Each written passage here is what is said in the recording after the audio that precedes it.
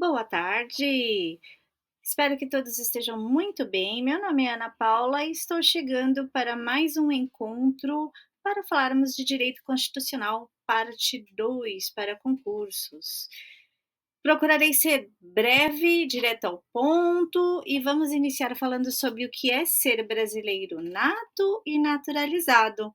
Lembro a vocês que quando a gente fala de brasileiro nato, eu estou falando daquele que nasceu brasileiro, ok? O brasileiro, por sua vez, naturalizado, é aquele que não é nascido no Brasil, mas que ele quer muito, muito se tornar brasileiro. Muito bem, lá no artigo 12, no parágrafo 3º da Constituição Federal, ele vem explicando, nas alíneas A, B e C, o que são brasileiros natos? E lá no seu parágrafo 3º, ele diz o seguinte, que são privativos de brasileiro nato os cargos de presidente, vice-presidente, presidente da Câmara dos Deputados, de presidente do Senado Federal, de ministro do Supremo Tribunal, da carreira diplomática, do oficial de Forças Armadas e de ministro do Estado de Defesa. E aqui, quando eu falo privativo, é que só podem ser, ok? Lá no artigo 5º, incisos 71 e 72 da Constituição Federal, ele vai dizer que não pode ser extraditado de jeito nenhum brasileiro nato, ou seja, os nascidos no Brasil. E aí eu venho para explicar novamente o que significa a palavra extradição, ou melhor, do verbo extraditar, né? Que é aquele processo de cooperação entre os países, entre territórios, no qual um país vai auxiliar o outro com a entrega de um determinado indivíduo, né? Que ele esteja sendo acusado ou condenado em razão do cometimento de um crime. Então, aqui a gente vai concluir que, para que ocorra essa extradição, é necessária a condenação sob pena restritiva de liberdade, ok? Então, lá no inciso 71, nenhum brasileiro será extraditado, deixa clara essa informação que eu acabo de trazer para vocês, salvo o naturalizado. Olha só que assim, quando eu falo salvo o naturalizado, não quer dizer que ele está desprovido de proteção, tá? Mas em duas situações. O naturalizado que tenha cometido o crime comum antes de ser naturalizado, ok? Ou de comprovado envolvimento no tráfico ilícito de drogas, de entorpecentes. Lá no 72, não será concedida extradição de estrangeiro por crime político ou de opinião. Também é uma informação relevante para vocês. Tá. Questões importantíssimas. Então, guardem deste jeito assim, ó. Quanto maior a importância do cargo, maior a idade. Então, vejam só. Presidente e vice-presidente e senador, 35 anos. Governador e vice-governador do estado e Distrito Federal, 30 anos. Deputados federal, estadual, distrital, prefeito e vice-prefeito. Juiz de paz, 21 anos. E aos 18 aninhos, vereadores. Então, maior importância de cargo, maior a idade. A respeito de brasileiros natos e naturalizados, olha só, conforme disposto no artigo anterior, eu disse a vocês que só podem ter cargos de presidência brasileiros natos, ou seja, os nascidos, ok? Então são eles, vejam só, presidente, vice-presidente, todos os presidentes, tá? Presidente da Câmara dos Deputados, presidente do Senado Federal, ministro do STF, carreiras diplomáticas, ministro do Estado de Defesa e oficial das Forças Armadas.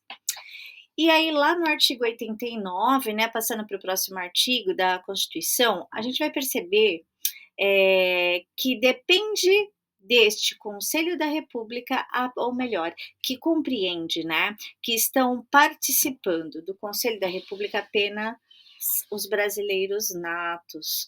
E aí eu quero primeiramente explicar para vocês, deixa eu até passar um pouquinho aqui, o que vem a ser esse conselho, tá? Para que ele serve? Bom, o Conselho da República, pessoal, de acordo com a lei, ele vai servir para se pronunciar sobre a intervenção federal, estado de defesa e estado de sítio, e todas aquelas questões que são relevantes para a estabilidade das instituições democráticas de direito. Então, por exemplo, se um poder executivo interfere no legislativo e vice-versa, porque todos nós sabemos que nós temos aí os três poderes, tá? Que são da União, que é o executivo, legislativo e judiciário.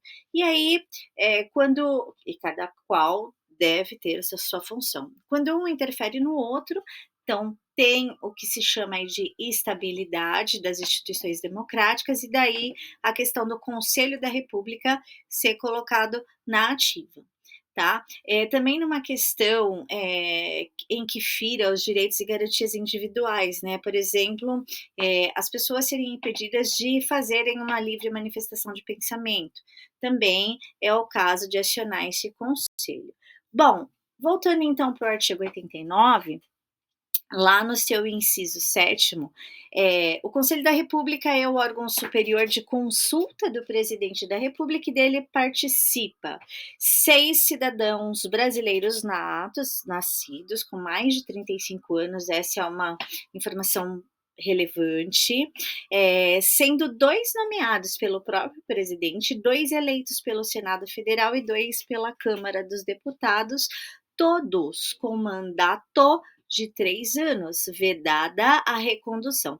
Então, aqui eu trago para vocês informações também importantes que devem ser levadas em consideração. A questão da idade, com mais de 35 anos, ok? E também do próprio número, né? Nós já sabemos, então, que aqui nós temos 6 cidadãos brasileiros natos, então, mais de 35 anos é um dos requisitos, 2 deles serem nomeados pelo próprio presidente, 2 pelo Senado Federal, 2 pela Câmara dos Deputados. E todos eles têm que ter aquele mandato de mais de 3 anos, e é proibida a recondução, ou seja, a reeleição. Muito bem, vamos então falar da próxima situação, que é o artigo 222 da Constituição Federal. Aqui a gente vai falar a respeito dos meios de comunicação das mídias em termos gerais, rádio, televisão. Então, aqui só podem ser donos os brasileiros natos. Então, olha só o que diz lá o caput. A propriedade da empresa jornalística e de radiodifusão sonora, de sons e imagens é privativa de brasileiros natos ou naturalizados. Então, os naturalizados não podem de jeito nenhum? Não. Se eles forem naturalizados há mais de 10 anos, pode. Também pessoas jurídicas constituídas sobre as leis brasileiras e que tenham sede no país também pode. Então, nós temos esses 2 casos em que pode ser sim, ok? A emenda constitucional, essas emendas são muito importantes, tá, gente? Relevância máxima. Número 131 de 2023, ela vem para alterar o artigo 12 da Constituição, lá nas alíneas A e B, tá? Então, ela vai suprimir a perda da nacionalidade brasileira em razão de uma mera aquisição de outra nacionalidade.